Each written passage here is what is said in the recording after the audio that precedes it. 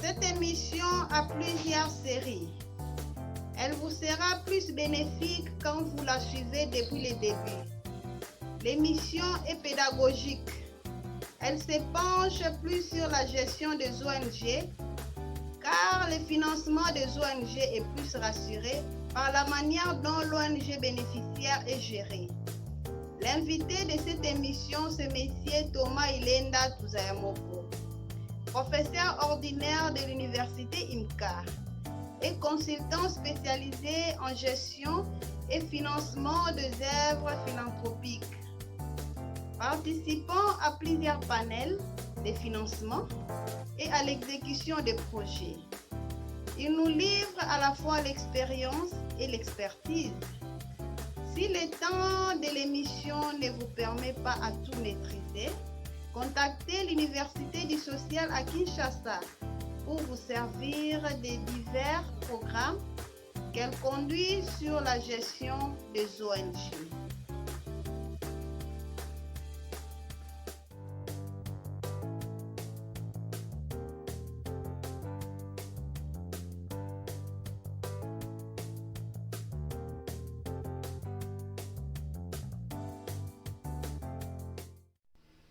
Mesdames, Messieurs, bonjour. Oui, nous parlons d'une émission de financement des ONG. C'est une émission clé qui doit résoudre les problèmes de financement de nos ONG. C'est une émission clé pour le partenariat de nos ONG aux autres organisations qui sont mieux structurées, donc à des partenariats crédibles et bénéfiques. Cette émission est une émission pédagogique aussi.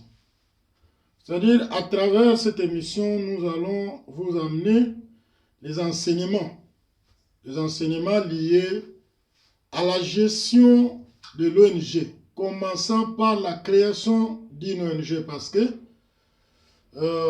la science nous apprend que l'ONG, la productivité d'une ONG ou l'émergence d'une ONG commence par sa création. Donc, c'est par la création que vous créez même et l'ONG et sa fécondité. L'ONG se rend stérile à partir de sa création. Au moment de la création, si vous ne tenez pas compte de préalables qui feront que demain, vous ayez le financement, que vous soyez des partenaires aux autres organismes structurés, bien gérés, c'est fini. C'est fini, vous êtes bloqué. Donc, le programme ou les missions que vous suivez nous aidera à cela. Voilà pourquoi nous recommandons aux gens de commencer par le début. Donc, il faut suivre cette première émission pour comprendre, pour être dedans, dans la chaîne donc, des émissions qui se suivront après. Il faut bien comprendre la toute première. Parce que ici, nous allons plus tabler sur la fondation même. Nous allons critiquer. Nous voyons en face de nous deux sortes de ONG. Il y a des ONG qui sont financées et d'autres qui ne sont pas financées. C'est-à-dire, on ne vous parlera pas ici de financement seulement, mais on vous parlera de ce qui bloque nos financements. Parce qu'il s'agit de la gestion. Nous devions savoir pourquoi nous ne sommes pas financés et pourquoi les autres sont financés. Donc, c'est ce qui sera le sujet, disons l'intestin, si vous voulez bien, le tronc de cette émission. À travers cette émission, nous allons découvrir que pour émerger dans la vie, nous avons trois branches. Nous avons la politique, nous avons les affaires, mais aussi la charité. Et si dans la politique, l'entrée est facile, mais l'émergence est difficile, nous découvrirons. Parce que à peine acheter une carte de membre, participer aux réunions des partis politiques, on peut se déclarer politicien. Parce qu'on maîtrise, on dit, bon, on est politicien, facilement on devient, je ne sais pas ce qu'on doit devenir. À peine sorti l'argent de sa poche, acheté et vendu, on est commerçant. Mais l'émergence est difficile. C'est difficile pour qu'un politicien émerge. C'est difficile d'émerger dans les affaires. Mais à côté, nous avons ce monde qui fait au fait l'objet de cette émission. Le monde philanthropique, où l'entrée est vraiment difficile, hermétiquement verrouillée. Mais dès que vous êtes dedans, c'est merveilleux. C'est bien. Vous êtes aimé par tous parce que vous aidez la communauté. Mais derrière ça, vous avez aussi ce qui peut vous aider, votre gagne-pain, disons. Mais les verrous, c'est l'entrée qui est difficile, ce n'est pas facile. Quand je parle de ce monde, charité, je vois même les églises. Vous êtes sur un banc de l'église pendant 15 ans, ce n'est pas pour autant que vous devenez pasteur. Mais le jour où vous traversez cette ligne et vous devenez pasteur, vous verrez que vous avez des signes d'émergence du coup. Et ce qui n'est pas facile. Voilà donc l'émergence et l'émission va tabler sur tous ces aspects. L'émission vous amènera à comprendre que le monde des ONG, c'est un monde. Vous n'aurez pas le financement si vous ne comprenez pas ce monde. Ce n'est pas les enseignements que vous comprendrez ce monde. Ils ont leur manière de vivre. Ils ont leur manière d'écrire. Ce n'est pas parce que vous écrivez beaucoup que votre projet est accepté. Non. Dans le projet, dans vos textes, vous avez des contenus qui doivent convaincre. Ici, j'ai l'expérience. J'ai participé à plusieurs panels de financement des projets. Je travaille avec les organismes internationaux. Je sais ce qui se passe dedans. C'est une compétition. Vous avez envie, l'organisation a envie de financer 10 projets, mais elle en reçoit en 1500, 2000. Et la sélection nage dans cet aspect des choses. La sélection pense à la qualité des organisations qui cherchent le financement. Le panel juge la productivité de ces organisations. Le panel juge la gouvernance de ces organisations. Comment il faut découvrir ça? Ce n'est pas parce que vous gérez les ONG que vous avez l'expérience que vous comprendrez cela. Ce n'est pas les enseignements que vous comprendrez ce que cette qualité veut dire quand on parle d'une qualité dans l'organisation, dans la gestion des ONG. Il faut comprendre, quand on parle de la productivité, ça veut dire quoi pour une ONG? Et quand on parlera de la gouvernance, de la gestion de l'ONG, c'est quoi? Donc c'est par les enseignements. Et c'est une grâce pour vous que cette émission va justement parler de tout ça. Cette émission fera le parallélisme entre politique, affaires et charité. Parce qu'avec vos paragraphes, quand vous écrivez votre projet, on sent directement que vous avez voulu parler de la politique, et mais comme ici on finance, vous nous avez envoyé votre projet. Ce genre de projets ne seront pas financés. Donc vous devriez éclairer ce parallélisme en écrivant tout comme au cours de vos interviews. Et cette émission vous amènera à comprendre cela. Vraiment, je vous demanderai de prêter votre oreille et de suivre. Petit à petit, vous découvrirez cela. Cette émission est l'émission de Radio-Télévision ONG. Radio-Télévision ONG, c'est depuis la République démocratique du Congo. Et moi, je vous parle ici au nom de l'ATC, Association des travailleurs sociaux du Congo. C'est une association en fait qui s'occupe du relèvement du travail social, l'encadrement des travailleurs sociaux. Et là-dedans, vous trouvez les ONG comme acteurs principaux de ce genre de domaine. Donc, que puis-je dire ici? ATC est une organisation qui a comme activité l'université du social. Et l'université du social travaille essentiellement sur la formation des consultants, lesquels les consultants en matière des ONG dont nous traitons ici. Il faut comprendre que cette université a la chance d'accueillir les étudiants qui viennent de tous les pays d'Afrique, Sénégal, Cameroun, partout. Pourquoi? Parce que en Afrique, nous n'avons pas des universités qui sont spécialisées en formation des gestionnaires des ONG. Je prends l'exemple de la RDC elle-même. La RDC a ISTA qui forme les ingénieurs.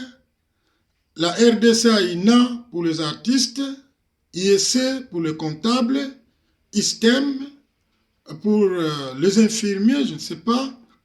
Il y a aussi ISP qui produit les enseignants, mais aucune école qui forme les gestionnaires des ONG. Je ne sais pas si c'est le cas au Sénégal, le cas au Cameroun, c'est à vous de juger. Mais je pense que à travers les universités que vous trouvez là-bas, vous avez la faculté de développement rural, communautaire et autres. Vous avez les cours de gestion de projets à travers plusieurs facultés, mais je vous dis que ce n'est pas à comparer avec la gestion des ONG. Dans la gestion des ONG, nous avons la gestion des ressources humaines, nous avons d'abord la maîtrise même de l'organisation en tant que secrétaire, nous avons la diplomatie, nous avons la sécurité, nous avons tout dedans. Donc, c'est notre domaine.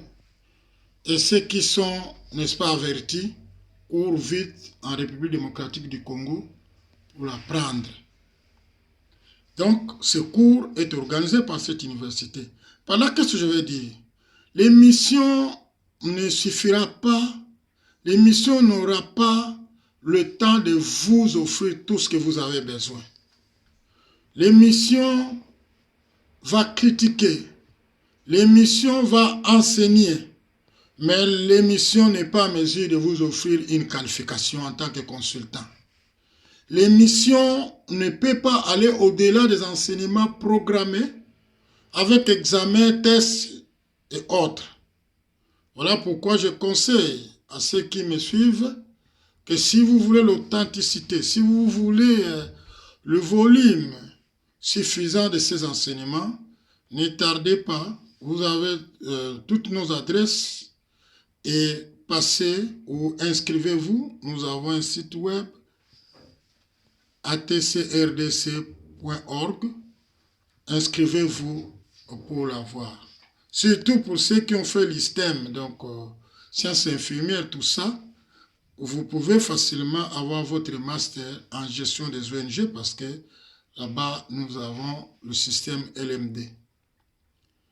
Et voilà, c'est ça. Donc, tout ce que vous avez eu à faire comme faculté vous serviront de plateformes, disons, ou de sources d'inspiration pour l'élaboration de vos projets. Donc, je donne l'exemple pour celui qui a fait l'environnement, il aura la facilité d'œuvrer avec les projets qui sont liés à l'environnement, ainsi de suite. Santé communautaire, ainsi de suite. Donc, c'est ce que nous avons à vous dire en ce qui concerne la source, disons, de ces enseignements. Cette émission est très importante, surtout pour nous, Africains. Non seulement nous n'avons pas des écoles appropriées, mais aussi la situation dont nous nous retrouvons aujourd'hui nous contraint à avoir ces connaissances. Laquelle cette situation? Mais nous sommes à la quête du développement. Nous tenons la quête aujourd'hui par manque de connaissances. Le monde se déchire aujourd'hui. Nous nous sommes alignés derrière l'Occident, surtout quand je pense encore en 18e siècle où la France, avec la franc-maçonnerie, a pu amener une lumière qui a contraint à tous les leaders de s'aligner. Et en 19e siècle où l'Angleterre, avec l'industrialisation, a contraint aux gens de s'aligner, surtout aux Africains. Maintenant, c'est les États-Unis. Les États-Unis déchirent aussi le monde en deux blocs. Il y a la Chine qui arrive. Et quelle est la place de l'Afrique dans tout ça? Nous ne devrions pas compter sur quelqu'un. Nous devions savoir qu'aujourd'hui, la gestion des ONG devrait avoir une place importante dans nos cœurs, dans nos connaissances, et dans nos projets, dans tout ce que nous faisons. Parce qu'il faut comprendre que la gestion de l'ONG, c'est la gestion d'une entreprise. Mais nous avons des leaders qui crient tous les jours. Les jeunes venaient, nous avons un programme d'entrepreneuriat, mais sans pour autant penser aux capitaux qui doivent financer ce genre de projets. Vous voulez l'entrepreneuriat, mais sans faire allusion aux conditions. Et quelles sont ces conditions? Nous prenons en premier plan les capitaux, les moyens, le financement de nos projets. C'est bien d'imiter. Nous avons imité les pays de l'ancienne démocratie. Mais est-ce qu'il fallait savoir aussi d'où est venu leur développement? Ce sont les actions charitables qui ont développé l'Occident. Mais ici, quand je parle des actions charitables, il faut en connaître aussi. Il faut la connaissance. Voilà pourquoi le développement de notre continent doit dépendre de ces connaissances aussi. Nous avons intérêt à maîtriser la gestion des ONG parce que j'ai parcouru nos provinces, nos pays, j'ai compris que nous avons toujours des ONG qui naissent comme des champignons. Mais est-ce que vous comprenez que l'échec à la gestion de l'ONG est un danger pour la communauté? Parce que quand on ne sait pas gérer une ONG, ça devient dangereux. Dans les pays en conflit comme en RDC, vous verrez qu'après plusieurs études, que la plupart des groupes rebelles commencent par des ONG. Voilà, ils ont la facilité de dire, venez à 4 et 5, nous sommes une ONG pour tel but, pour telle raison. Le fait de ne pas savoir ce qu'ils doivent faire, et vous verrez que l'ONG doit avoir une mutation vers un groupe de rebelles. Et ça commence à faire du mal à la communauté. De la même manière que plusieurs partenaires ont quitté nos territoires à cause de l'escroquerie. Ils ne pouvaient pas avoir des répondants en province, des répondants qualifiés. Donc c'est difficile. Un étranger qui vient avec son organisation, qui vient travailler pour une organisation au profit de la communauté, mais il ne peut pas évoluer seul, il faut une organisation locale. Mais quand il n'y a pas d'expertise, quand vous n'avez pas des experts en ce domaine, vous avez des gens qui ont la confusion, qui viennent confondre la politique, les affaires à l'ONG. Et finalement, qu'est-ce qui arrive? Nous faisons face au détournement. Et cela, c'est une déception. Et finalement, beaucoup des ONG, des organismes internationaux ont quitté nos pays. Donc l'Afrique a intérêt à maîtriser ce domaine.